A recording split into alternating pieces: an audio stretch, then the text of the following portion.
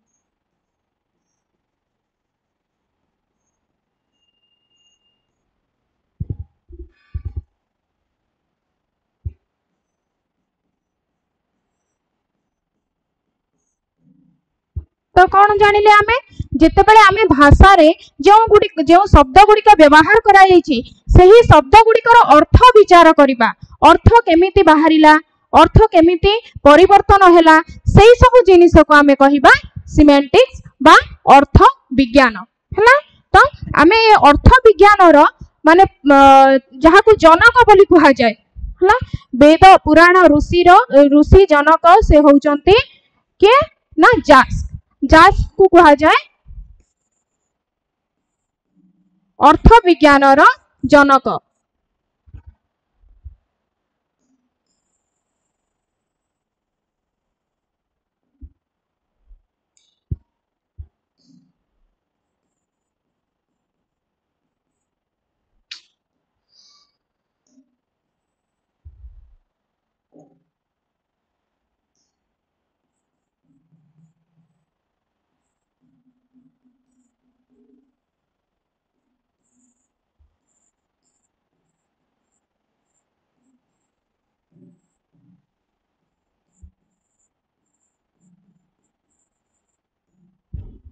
न महर्षि व्यास जे कि अर्थ विज्ञान सृष्टि करथिले तांकर लेखा माध्यम रे तांकर जो ग्रंथ अछि तांकर ग्रंथर नाम हेछि निरुक्त।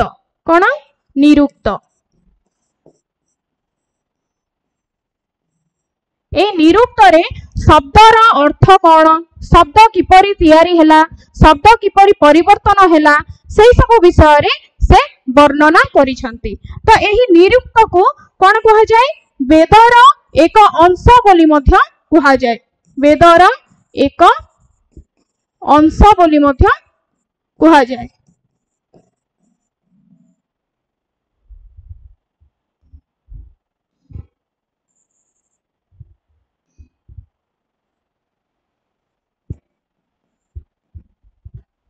तो एही वेदर अंश निरुक्त रे कोन अछि जे शब्द सूची अछि किछि शब्द सूची अछि एही शब्द सूची को कोन कहा जाय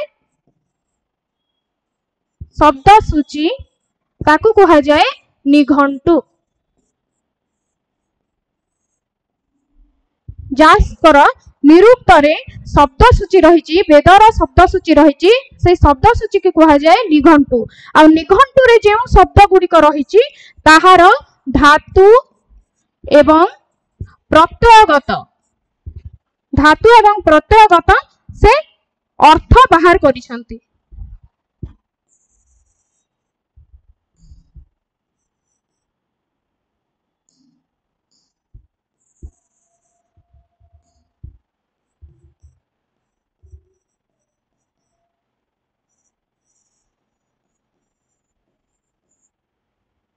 तो जो शब्द सूची अच्छी ताकू कहा जाए निरुक्त रे जो शब्द सूची अच्छी ताकू कहा जाए निघंटु।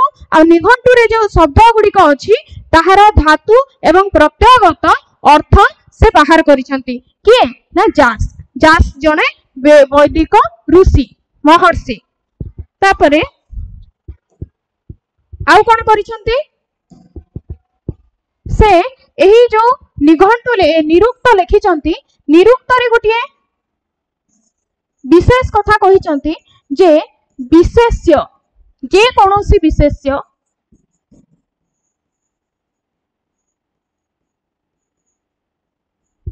विशेष्य जे कोनोसी विशेष्य एक धातुरु निष्पन्न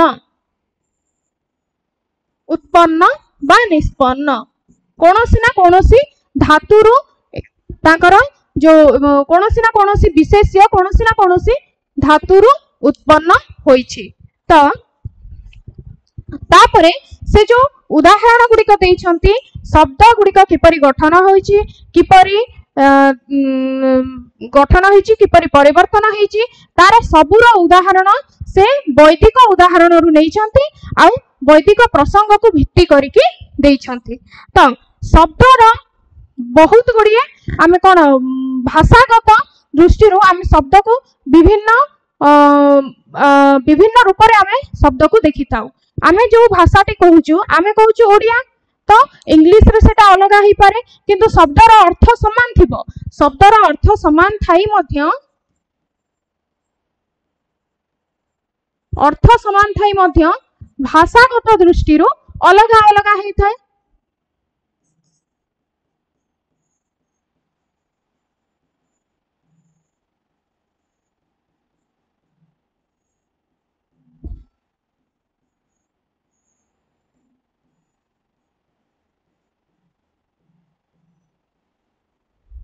अलग हुए जदि आमे एठी कहिबा कोन केमिति ना आमे संस्कृत रे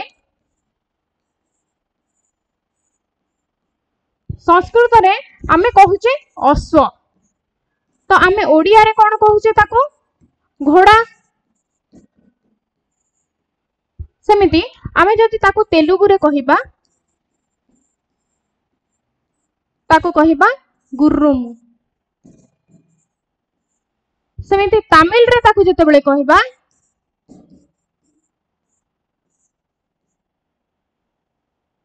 उदयरी। तापरे इंग्रजी रे ताको कोन कहिबा हॉर्स। आउ जते बेले फ्रांस रे कहूचे फ्रांसीस लैंग्वेज रे फ्रांस रे ताको कहउचंती फरासी लैंग्वेज रे ताको कोन कहउचंती ताको कहउचंती सवाल। तो एथिरो हमें कोन जानिले जे हमर अर्थ होउची गोटी अश्व माने घोड़ा घोड़ा माने गुर्रुम कुदेरी हॉर्स सब गोटी किंतु कोन होउची भाषागत विभिन्नता जोगो आमे अलग अलग बोली जानुछे किंतु अर्थ होउची गोटी। आमे जतबेले अर्थ बुझुछे अर्थटा आमे केतेबेले बुझिबा माने आमे जेतेबेले कहिले गोटिए कथा सेई कथार अर्थ बुझा गला बोली आमे किपरि जानिबा ना जेतेबेले गोटिए जणे वक्ता जणे कहूची आ श्रोता सुनी कि तार प्रतिक्रिया रखुची। मु जदि एबे कहिली मु होची एठी एबे वक्ता तो मु एबे तम मानक भितर जणको कहिली आस बोली कि एठाकू आस बोली कहली तो से जनक कोन करिवो सेटू चेयर रु उठी कि पदचारणा करी कि मो पाखकू आसीबो ताहले मु जानि पारली कि नाही मोर माने मु जहा कहिली तार अर्थ रहिला बोली। तो वक्ता जेतेबेले कोन करूची वक्ता जेतेबेले कहूची आ श्रोता जेतेबेले सुनी कि तार प्रतिक्रिया रखुची सेतेबेले जानि होउची जे कोन ना वक्तार वक्तव्यटा सार्थक हैला माने तार अर्थ प्रतिपादित हैला। तो एठी कोन कहजिवो अभिव्यक्तिर प्रतिक्रिया हेउची अर्थ। तेणु अभिव्यक्ति रो प्रतिक्रिया हेउची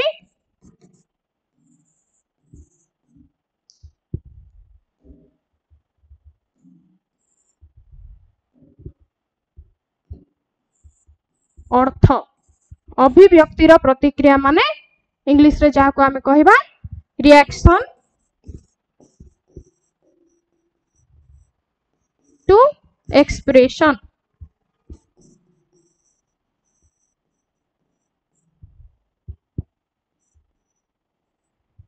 तो अभिव्यक्तिर प्रतिक्रिया हेउची अर्थ। अर्थ कोन ना मु एबे जहा कहिली माने वक्ता जहा कहिले आ श्रोता ता सुनी कि जो प्रतिक्रियाटा रखिले आ प्रतिक्रिया रखि सरला परे जाई कि वक्तार जो वक्तव्यटा सार्थक हैला तेनु ताहार अर्थ बुझी पारिला श्रोता तेनु से तार प्रतिक्रिया देखैला तो ता माने एठी वक्तार वक्तव्य सार्थक हैला। तो सेमिति आमे देखिबा जेतोले विभिन्न माने गोटिए शब्दर विभिन्न अर्थ थाए हला विभिन्न अर्थ थाए किंतु वक्ता कहिला बेले कोन हुए आमे को प्रसंग रे कहूचे क्यों परिस्थिति रे कहूचे सेही हिसाब रे तार अर्थ मध्य बदली जाय थाए हला।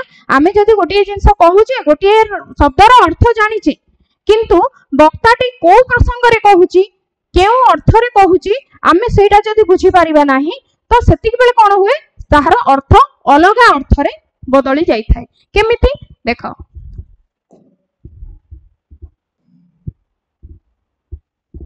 मु जदि एबे कहिली तांकर गोटिए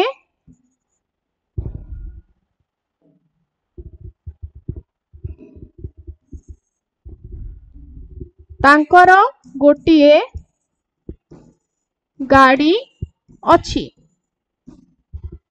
माने मुझे गाड़ी को रेखांकित कली तो गाड़ी माने कौन गाड़ी माने आमे जानिछु गोटे जान किंबा वाहन हैला गाड़ी माने जान किंबा वाहन बोली जानिछु मु जेतेबेले कहिली जे तांकर गोटिए गाड़ी अछि ता माने कौन गाड़ी माने तो विभिन्न प्रकार गाड़ी अछि बलद गाड़ी अछि घोड़ा गाड़ी अछि मोटर गाड़ी अछि बस अछि कार अछि तो तांको पाखरे की गाड़ी अछि आमे जानि पारिलु कि नै जानि पारिलु कि एठू जानि पारिलु नाही तो आमे एठी कोन हला आक्षरिक अर्थ जणा थिले मध्य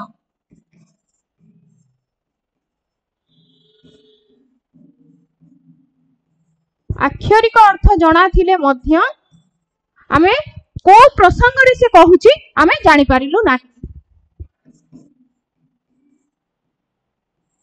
प्रासंगिक अर्थ बुझा पड़िला नाही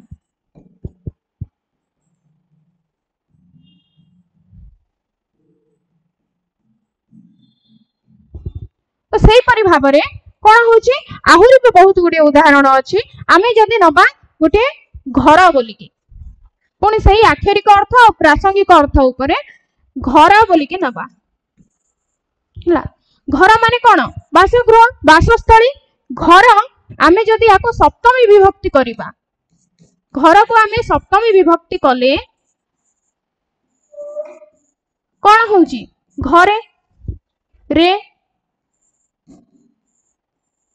घरे माने आमे कोन बुझुचे एठारे घर ठारे सप्तमी विभक्ति कले एठी घर ठारे किंतु मो गोटे उदाहरण देबी गोटे वाक्य लिखिबी घरे कहिले किंतु एठी घरेटा कोन हबो घरर तो माने पाटी नाही ना घर तो निर्जीव तो घर तो कथा कहिबनी ना किंतु एठी जदी घरे कहिले बोली कि मु कहली तो घरे कहिले माने कोन हैला घरे कहिले अर्थात एठी घरे थिबा कोनोसी सदस्य कोनोसी व्यक्ति मने करो जने व्यक्ति विवाहित व्यक्ति जने पुरुष से कहिले आम घरे एई कथाटी कहिले घरे कहिले माने से घरटे तांकर घर कहिनी तांकर पत्नी कहिथिबो किंबा तांको घर कोनोसी सदस्य कहिथिबे तो एठारे घरे रो अर्थ कोन हैला प्रासंगिक दृष्टि रु वासस्थली न होई जने व्यक्ति बा सदस्य हे गला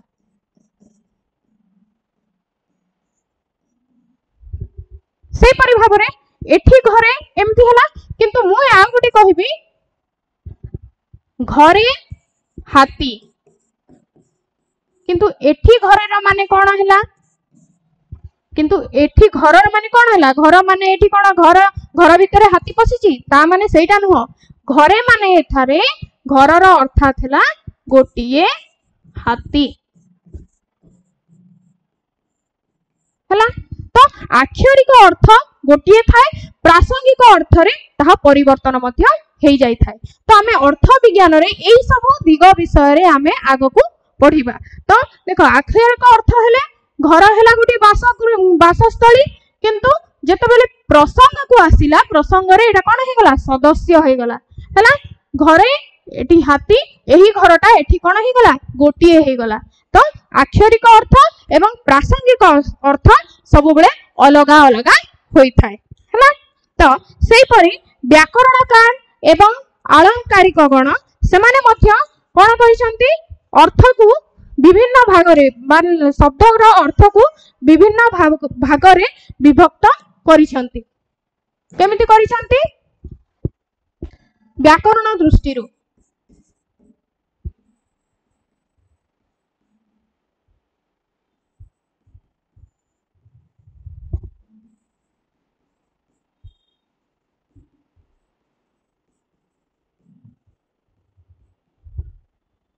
कौन करिसंती शब्दर स्वरूप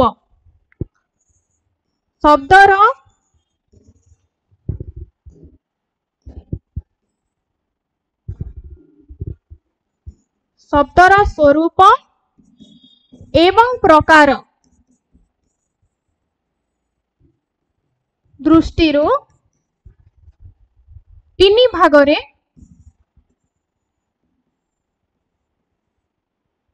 विभक्त करिसंती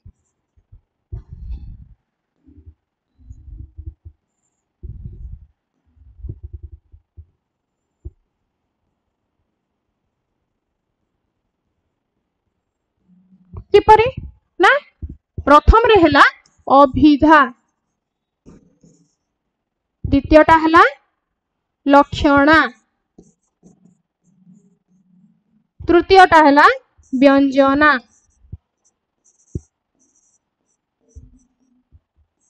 एई तीन भागरे वैयाकरणीय आउ अलंकारिक गण से माने विभक्त करिसंती। अभिधा कौन? अभिधा हेउची मनकर मु गोटे उदाहरण नेली जे दिल्ली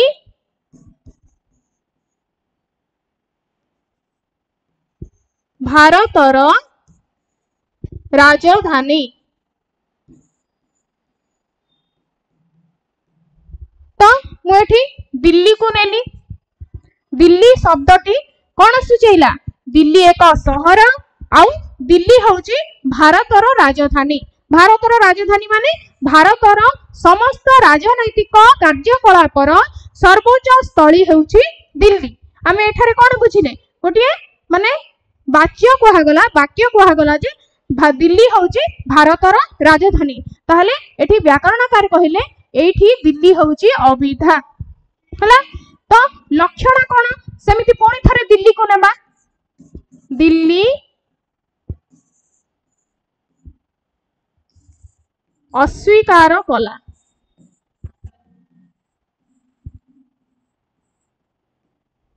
तो एठी दिल्ली शब्द अभिधा अर्थरे व्यवहृत होईछि हला। दिल्ली भारतर राजधानी, दिल्ली एक सहर बोली एटा अभिधा अर्थरे व्यवहृत हैला। किंतु एठी कोन हैला? एठी दिल्ली अस्वीकार कला। माने दिल्ली कोन पय अस्वीकार कला? दिल्ली कोन मनीष मना कर देला ना? दिल्ली कोनोसी माने अछि तार माने कोनोसी प्राणी चल प्रचल करूथिबा ये जे से मुंड हले कि मना कर देला नाही। तो दिल्ली अस्वीकार कला माने कोन एठी हला? एठी दिल्ली को सहर बोली धरा जाय नाही। एठी दिल्ली को कोन कहा जायछि? केंद्र सरकार। एठी दिल्ली होउछि केंद्र सरकार। तो आम ओडिशा जदि आमे कहिबा आम ओडिशा एही प्रस्ताव देला, दिल्ली ताको मना कला बा दिल्ली अस्वीकार कला, ता माने ओडिशा मना कलाउनी। ओडिशार सरकार कोनोसी प्रस्ताव देले आउ दिल्ली सरकार ताको मना कले। तो अन्य अर्थरे दिल्लीटा एठी प्रकाश पाइला, तार निज अर्थ छाड़िकरी। तो एठी कोन हैला? लक्षणा, ताको कहा गला लक्षणा। तापरे आउ गोटे प्रकार होउची व्यंजना। व्यंजना रे भी समिति दिल्ली को नबा। आमे कहू मजारे मजारे दिल्ली का लड्डू। लड्डू तो बहुत प्रकार अच्छे, बहुत जगह मिलुची, सब जगह मिलुची हला। किंतु दिल्ली का लड्डू बोली के आमे कहू मजारे मजारे। तो एठारे दिल्ली का लड्डू माने कोन बुझैला? ना दिल्ली गोटे सहर को बुझैला, ना दिल्ली सरकार को बुझैला, ना केंद्र सरकार को बुझैला। एठी दिल्ली का लड्डू माने गोटे व्यंग माने व्यंगार्थ को बुझैला हला, सैटायर को बुझैला। तो एठी कोन गला? एहार अर्थ एठी दिल्ली शब्दर अर्थ व्यंजना अर्थरे गला। व्यंजना बा व्यंगार्थ। व्यंजना बा व्यंगार्थरे एटा गला। से परी आमे जेतेबेले कहूचु आमे एटा गला व्याकरण दृष्टि रु, अलंकारिक दृष्टि रु, आउ जेतेबेले आमे कोन करूचु प्रत्ययगत दृष्टि रु, धातु दृष्टि रु कोन आमे पढुचे जे प्रत्ययगत अर्थ जेतेबेले प्रकाश करूची।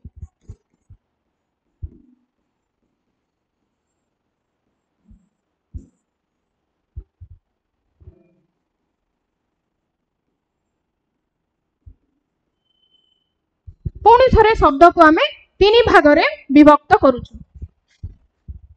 कोन? प्रथम रे हला यौगिक शब्द,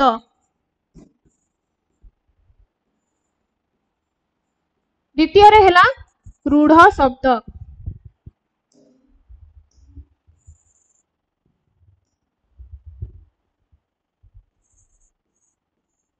रूढ़ शब्द, तृतीय रे हला जोगारूढ़ शब्द।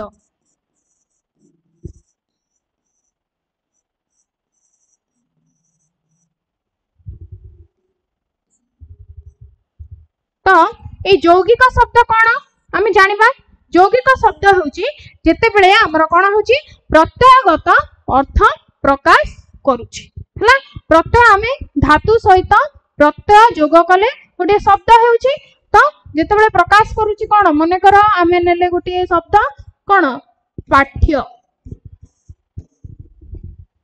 पाठ्य को आमे संधि विच्छेद कले प्रत्यय दृष्टि पट पट होची एटी कौन धातु युक्त य एटा कौन प्रत्यय तो कौन है पाठ्य पाठ्यर माने कौन है ये प्रत्ययगत दृष्टि पाठ्यर माने जहा पढ़िबार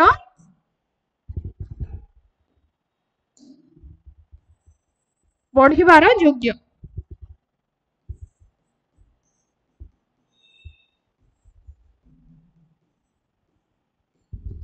तापरे एटा हला यौगिक शब्द धातु एवं प्रत्यय जोगरे ताहार गोटे अर्थ बाहरिला जे जहा पढ़िबार योग्य पाठ सेमिति रूढ़ शब्द को आसिले रूढ़ शब्द केमिति हबो मने करो मु एबे लिखिली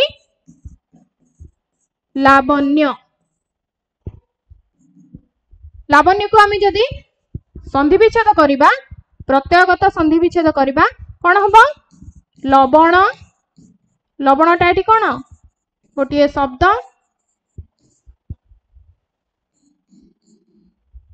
लवण युक्त य प्रत्यय एटी कोन हैला लावण्य हैला लवण युक्त य लावण्य हैला किंतु लावण्यर माने कोन लावण्यर माने हैला एठी लवण माने कोन लूणर भाव किंतु एठारे कोन हुए रूढ़ शब्द रे लूणर भाव एठी बुझाऊ नाही कोन बुझाउची लावण्यर अर्थ एठी कोन बुझाइला सुंदरता वा सौंदर्य हला तो आमे जेते बेले कोन होउची रूढ़ शब्दटा कोन हला जेते बेले तार निजर जो अर्थ प्रत्ययगत अर्थ होउची लवणर भाव हला धातु प्रत्ययगत अर्थ होउची लवणर भाव किंतु लवणर भाव को न बुझेई गोटी अन्य अर्थ रे से बुझेइला रूढ़ शब्दर अर्थ होउची प्रत्ययगत अर्थ को न बुझेई से गोटी अलग अर्थ को बुझेइला कोन ना लावण्य माने सुंदरता बा सौंदर्य तेणु एटा हला गोटी रूढ़ शब्द से परी जोगारूढ़ माने कोन यौगिक मध्य होउथिबो आउ रूढ़ भी होउथिबो रूढ़ शब्द भी होउथिबो यौगिक शब्द भी होउथिबो केमिति आमे गोटी नबा उदाहरण पंकज पंकज पंकज को आमे जते बेले प्रत्ययगत संधि विच्छेद करिबा कोन आसीबो पंकज पंक एटा हला उपपद तापरे धातु जन एटा होची धातु तापरे आसिला कोन अ प्रत्यय तो आमे जते बेले जोगारूढ़ शब्द देखुचे एटा यौगिक मध्य हेउची रूढ़ शब्द मध्य हेउची केमिति ना देखो एटा प्रत्ययगत अर्थ भी प्रकाश पाइला ना पंक जन अ पंक उपपद जन धातु अ हेउची प्रत्यय तो आमे एटी कोन बुझिले पंकज माने कोन हैला पंकरु जात यौगिक रे आमे कोन बुझिले पंकरु जात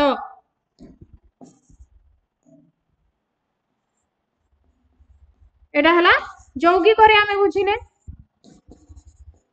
यौगिक शब्द रे सेमिति रूढ़ शब्द रे आमे कोन बुझिबा रूढ़ शब्द रे कोन हबो रूढ़ शब्द रे हबो पद्म देखो पंकज पंकज पंकरु जात पंकरु विभिन्न प्रकार जिनिस जात होइथाय केवल जात होइथाय माने कोन जन्म लाभ करिथाय पंकरु तो खाली पद्म जन्म लाभ करूनी ना विभिन्न प्रकार जिनिस जन्म लाभ करूची किंतु अन्य सब जिनिस को छाड़ी पंकज पद्म को ही सूचौछि हला।